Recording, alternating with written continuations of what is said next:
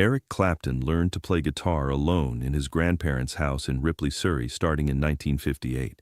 Eric Clapton was 13 years old. There was no teacher. There were records. Muddy Waters, B.B. King, Freddie King, the Chicago blues players whose sound had crossed the Atlantic and found its way onto vinyl that a teenager in the English countryside could buy and listen to and take apart note by note until his fingers understood what his ears were hearing. Eric Clapton had no formal instruction then, and Eric Clapton has had no formal instruction since. In 61 years of playing guitar, Eric Clapton has never taken a single lesson from another human being.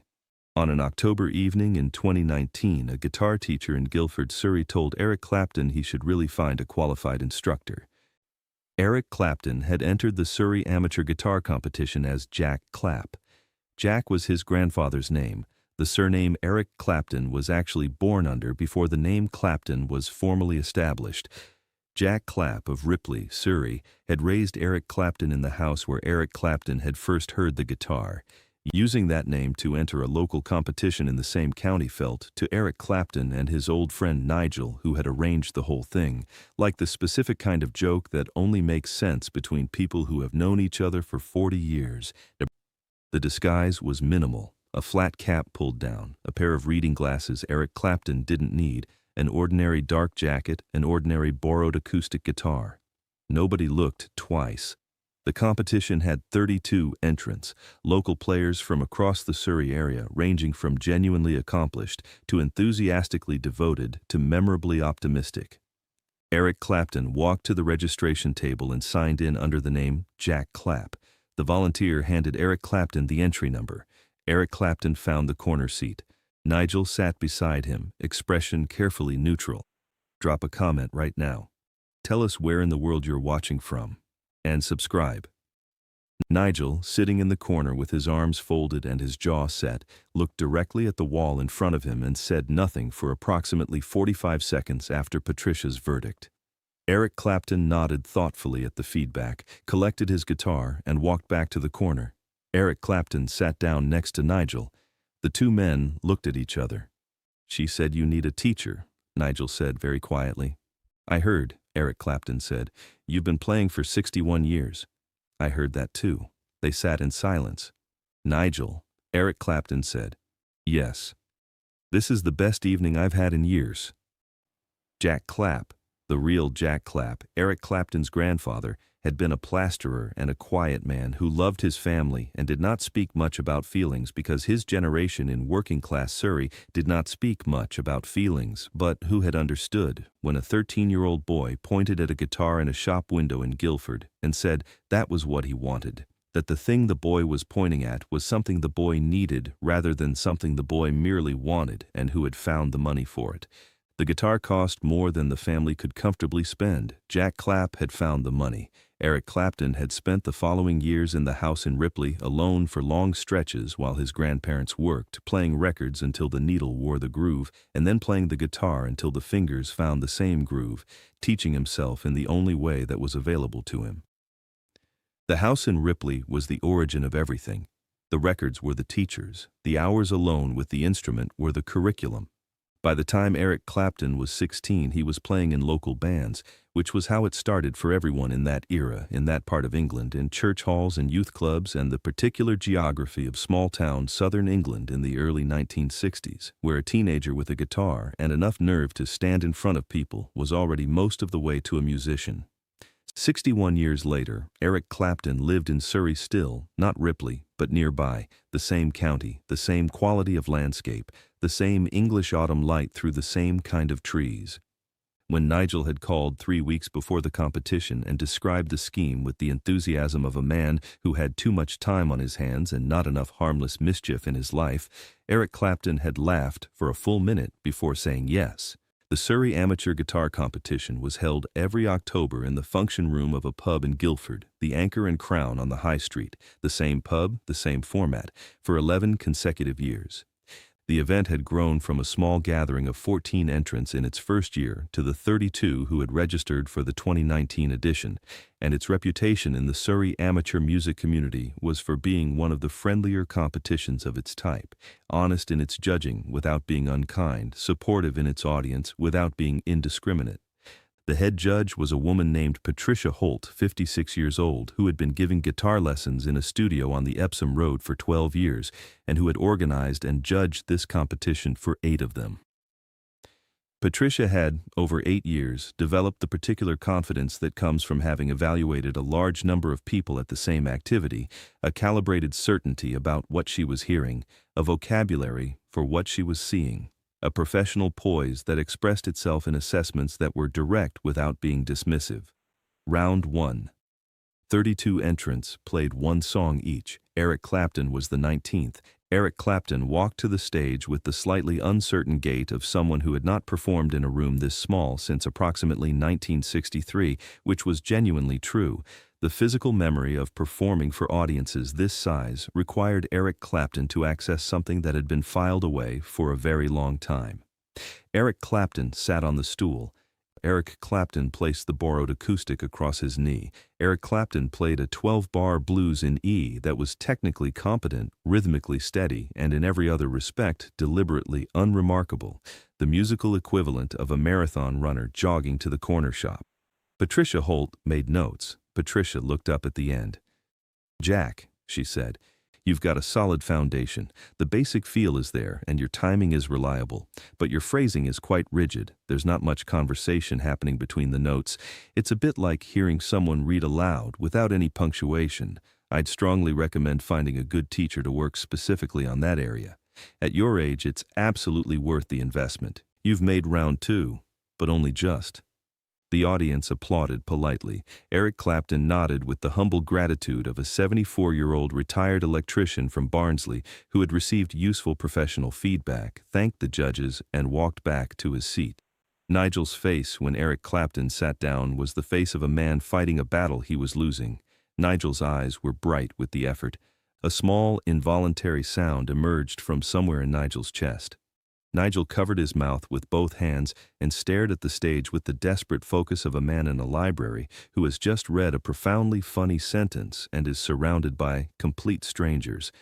Eric Clapton looked at the program in his hands and did not look at Nigel, because looking at Nigel would have ended the evening. Round 2. 6 contestants advanced. Eric Clapton played a slightly more developed blues piece, the same key, a few melodic embellishments, some dynamics that hinted at a vocabulary considerably larger than the performance suggested, the musical equivalent of a chess grandmaster making moderately interesting moves in the middle game while keeping the end game concealed. Patricia's semi-final assessment was fractionally warmer. "Improvement, Jack. I can see you've been working on the phrasing and it shows. There's something underneath the playing that almost comes through. With dedicated practice and the right guidance, you could develop this further. You're through to the final." Nigel had to leave the function room for 4 minutes. Nigel stood in the car park and laughed until his eyes watered, which he felt was probably deserved. Nigel returned with a fresh pint he had not drunk and would not drink. The final. 3 contestants. Charlotte Webb, 16 years old, had been the competition's most talked-about entrant for the last 2 years, a young guitarist who had been playing since she was 8 and who had the specific quality that separates the technically accomplished from the musically alive. Jim Caldwell, 41, a landscape gardener who played blues every Thursday evening at the Red Lion in Dorking and who had genuine chops and genuine feeling, and Jack Clapp, 74, retired, Surrey. Charlotte played first. Charlotte played a fingerstyle arrangement of a piece she had written herself, 7 minutes long, complex harmonic movement through 3 key changes, the kind of emotional intelligence in the playing that makes audiences go quiet without needing to be asked. The function room went quiet immediately and stayed quiet. Patricia beamed at the judges' table with the particular satisfaction of someone watching their assessment of an exceptional talent be confirmed in public. Nigel watched Charlotte for the full 7 minutes and then leaned to Eric Clapton and said quietly, "She's something." Eric Clapton had not taken his eyes off Charlotte's hands. "Yes," Eric Clapton said. "She is. She plays with truth." Jim played second, a strong, crowd-pleasing performance that earned the warmth it deserved. Then Patricia called the final name, Jack Clapp. Eric Clapton stood up from the corner chair. Eric Clapton walked to the stage with a different quality of movement than the previous two rounds, not the performed hesitance of a nervous amateur, but the unconcealed ease of someone for whom walking onto a stage is a reflex accumulated over 6 decades. Several people in the room noticed the change without being able to name what they were noticing. Eric Clapton sat on the stool. Eric Clapton placed the borrowed acoustic across the knee.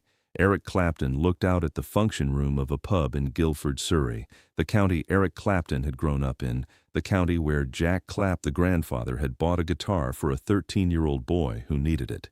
Eric Clapton reached up and removed the reading glasses. Eric Clapton set the glasses on the stool beside him. Eric Clapton closed both eyes. Eric Clapton's right hand came down on the strings. The first 4 notes of Layla landed in the function room of the Guildford pub the way the song has landed in every room it has ever entered since 1970, like a change in atmospheric pressure. The tone was unmistakable. The vibrato was unmistakable. The specific quality of the sound, the way each note contained an emotional weight disproportionate to its duration, the way the sustain behaved, the way the phrasing breathed, was unmistakable to every person in that room who had ever heard a guitar being played by someone who had spent 61 years having a conversation with the instrument that no teacher had started and no syllabus had shaped. The room went still. 30 people stopped moving simultaneously. Patricia Holt, at the judges' table, had her pen raised above her scorecard. The pen did not descend. The scorecard on which Patricia had written, earlier in the evening, barely made round 2, and phrasing needs work lay in front of her like an archaeological document from a more innocent time. Charlotte Webb, standing at the side of the stage, was not confused. Charlotte Webb was crying, not from disappointment but from recognition. The tears of a 16-year-old who had been playing guitar for 8 years and had just encountered, in a pub function room in Guildford, the gap between where she was and where the instrument could go. A man in the second row, a retired music teacher named Gerald, who had been coming to this competition for 6 years, stood up from his chair and said 7 words that went through the room the way a stone goes through still water. That is Eric Clapton. That is Layla. The recognition moved from the front to the back in 4 seconds, 30 people on their feet. Eric Clapton finished the song. Eric Clapton opened both eyes and looked out at the standing room. Eric Clapton's expression was the specific expression of a man who has just played guitar in the pub of the county where he learned to play guitar under his grandfather's name and has been found out. It contained a very great deal. Eric Clapton leaned toward the microphone. "The judge is right," Eric Clapton said. "I do need more practice. I have been practicing for about 61 years, but a few more certainly couldn't hurt." The laughter was the kind of laughter that connects a room, 30 strangers united by the shared understanding of having witnessed something that none of them had expected and all of them would describe in various ways for the rest of their lives. Eric Clapton walked to the judges' table. Eric Clapton looked at Patricia, who had the expression of a professional whose professional history had just been permanently altered. "I am not eligible," Eric Clapton said. "I entered under a false name and I am clearly not an amateur. But I want to say something about someone who is eligible." Eric Clapton turned and looked at Charlotte, who was still at the side of the stage with tears on her face. "That young woman plays with truth," Eric Clapton said. "She is the winner of this competition, and if she will allow me, I would very much like to play one song with her before I give the stage back to the people it belongs to." Charlotte walked onto the stage on legs she later described as entirely unreliable. Eric Clapton handed Charlotte the guitar and picked up the second instrument Jim Caldwell offered. They played together, Eric Clapton providing rhythm and harmony, Charlotte playing lead. Charlotte's fingers finding phrases she had not previously attempted, emboldened by the presence of the musician who had just demonstrated that what Charlotte had believed was a ceiling above her playing was in fact a floor. The duet lasted 8 minutes. The standing ovation lasted 4. Patricia found Eric Clapton near the door as people were leaving. "I told you your phrasing was rigid," she said. "You were being accurate about what you heard," Eric Clapton said. "I was being careful not to let anything through.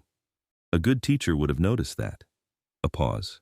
"You said I had the basics. You were right. I just have a few more years of basics than you could have known." The sign-up sheet from the October 2019 Surrey Amateur Guitar Competition is framed in the entrance of the pub. Entry 19 reads, Jack Clapp, 74, Ripley, Surrey, retired. Beside it, in Patricia's handwriting, the original Round 1 evaluation, phrasing rigid, barely Round 2. Find a teacher. Charlotte Webb used the competition trophy and the story of her duet to secure a music scholarship the following spring. She keeps a photograph from that October evening on the wall of her studio. Patricia Holt still runs the competition every October. She has made one permanent change. At the start of each competition, before Round 1, she tells every contestant the same thing. She says, "I have been wrong before. Play what you actually know how to play." Beneath the framed sign-up sheet, a small plaque, the evening Eric Clapton entered our guitar competition under his grandfather's name. October 2019. Subscribe. Leave a comment with where you first heard Layla. Come back next week.